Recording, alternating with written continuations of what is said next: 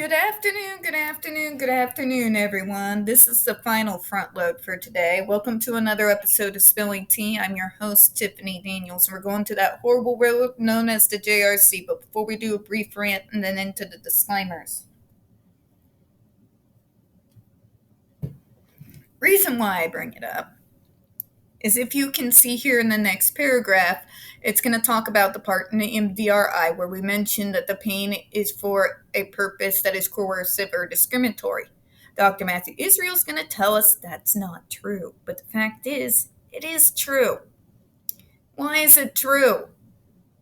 It's because the behavioral rehearsal lessons, which he's discussed earlier.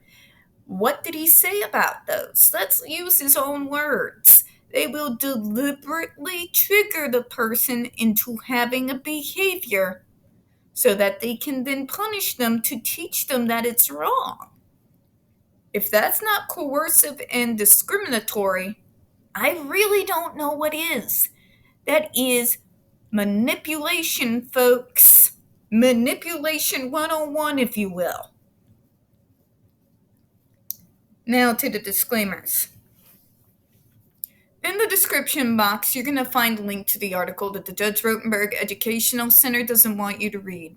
It's written by NeuroClastic, a small non-for-profit started by autistics for autistics, wherein they interviewed and surveyed over 900 ABA professionals in regards to the JRC's so-called Behavior Modification Program. Matter of fact, the JRC doesn't want you to read this article so much they have threatened NeuroClastic with a defamation lawsuit if they did not remove it from the website. Well, NeuroClastic has refused, so you know the drill. Please read that article and share it on all your social media. You're also going to find linked in there NeuroClastic's public statement regards to the defamation lawsuit threat, as well as a link to their GoFundMe. We are crowdfunding, folks, in case the JRC has the cojones to see through with their threat. We also got the link to the Ozark's first article. This is in regards to the Agape boarding school / Stone for Help boarding school situation. This is a so-called Christian-themed boarding school based out of Stockton, Missouri for so-called troubled male teens that has impending over 21 civil lawsuits, claims, and allegations leveled against it, all which have been substantiated by the Missouri Department of Social Services and include the following: sodomy, rape, sexual assault, child abuse, psychological and emotional abuse, child trafficking, starvation, and that's just for starters. You have one former staff member arrested by the FBI, another a doctor still on the premises with full access to the boys up again on multiple, again substantiated, claims of sexual assault, sodomy, and rape of the boys there. You have an attorney general who would still rather chase drag queens than actually care about proven pedophiles out in the state, and you've got a governor off his nuts, so please read that article and share it on all your social media. You're also going to find in there all the pertinent links to the Stop the Shocks campaign, including Autistic Hoya's massive archive on the subject, Jennifer Masumba's behavioral sheet of shockable offenses, a clip that featured in the last video we just did, out of the 7-hour ordeal undergone by Andre McCollins back in 2002. The templates and the ever-present self-explanatory change.org shut the Judge Rotenberg Center down petition. When we discuss the JRC, you're going to hear vivid descriptions of and catch clips or surveillance footage of people with disabilities being tortured and abused. If you got young children present, please go ahead and use those headphones, alright? Alright, this channel is marked not for children for a reason. We on occasion use profanity and speak on dark subjects. If your child is 16 and younger and they are watching this, very obviously, parental supervision is advised, alright?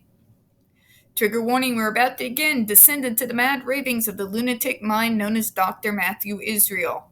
You're going to hear gaslighting, victim blaming, pseudoscience, lies, a whole lot of ableism and bigotry, all coming from a man with a massive ego and even larger God complex. So folks, as always, be prepared for the stupid, alright? Okay, where we left off. The purpose is not coercive or discriminatory. What do you call your behavioral rehearsal lessons, doctor? When you are deliberately triggering a behavior so that you can then consequence, to use your terminology, the behavior. What is that? It's called manipulation. You're manipulating them into getting them to have a behavior so that you can use your device. If that's not coercive or discriminatory, what is? Let's bring up that the majority of the students that you put on this device are individuals, they are people of color. Again, if that's not discriminatory, again, doctor, tell me, what is? Behavioral skin shock is applied as a contingent consequence in order to decelerate a specifically targeted behavior such as headbanging. Again, I allude back to the Andre McCollum's video. Doctor, he was sitting in his chair. He was not standing up. He was not speaking out. He was literally not doing anything. He wasn't doing anything. Literally nothing. He simply refused to remove his coat. He was not headbanging. He was not threatening violence. He was not engaging in any form of self-abuse. You still shocked him over 31 times. Let's read the rest of this. That is, it is applied in order to decrease the future frequency of inappropriate behavior that has just occurred, so that the student can be taught new and positive behaviors that will take place of the problem behavior. This is how he defends it. He always defends it by saying, but by not obeying staff, that means, like, if he has a behavior, he won't obey staff or society, so he has to be shocked. If it doesn't make sense to you, it's because it doesn't make sense. He simply refused to remove his coat. To anybody with a logical, coherent mind and two brain cells to rub together, that means he was not a threat. Simply refusing to remove your coat is not a sign of aggression for anybody, doctor.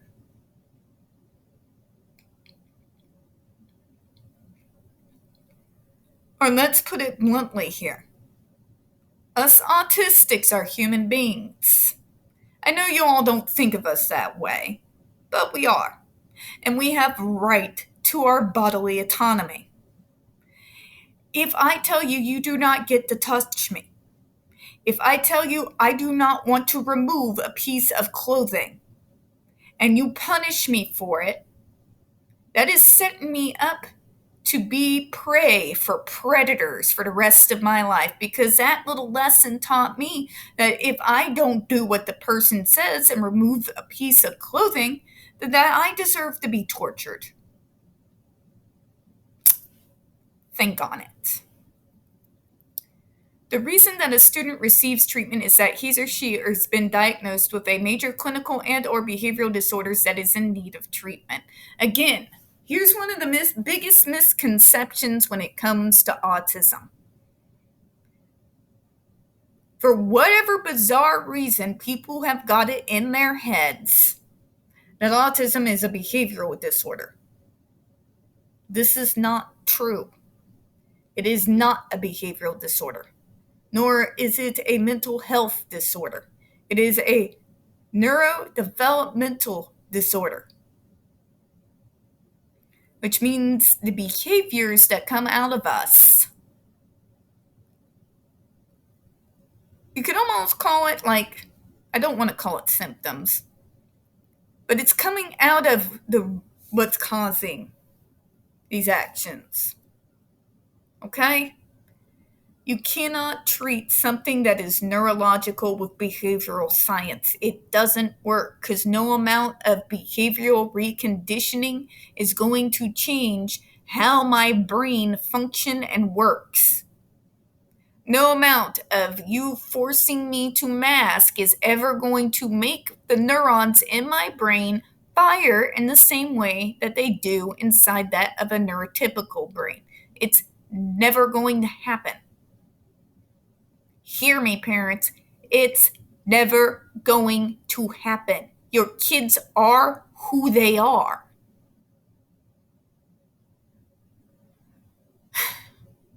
You can tell how many times I've had to say this, right?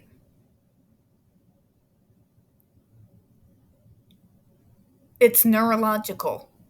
It's not behavioral. Okay? I cannot say that nearly enough. There's no changing how my neurons fire. It is what it is. You know? When they sit there and say, but it's inappropriate for you to disobey when someone tells you to remove a piece of clothing. I have a right to bodily autonomy as a human being. I have the right to tell you no over a nonsensical command. In particular, if you're demanding me to do something when with me doing it, it is literally doing zero harm to anyone. You cannot justify what you did to Andre McCollins and try to tell us that him refusing to remove his coat was an act of aggression. Because it isn't. We have the right to make decisions about our own bodies and what we put on those bodies and what we leave on those bodies. What I am wearing or what I am not wearing does not in any way, shape, or form affect anybody else but me, the person who's wearing the piece of clothing. I think most of us can agree with this, yes? So tell me, if that is the case, why was it okay that Andre McCollins was forced to go through what he did for a simple refusal to remove a piece of clothing? We're going to close on that. We don't get very many views on this channel. The few that we do get do tend to get removed from time to time. So please don't forget to hit the like button, hit subscribe, and don't forget to hit the comments. I do appreciate your time. And as always, we here at Spilling Tea do hope you have a good one. Bye-bye, everyone.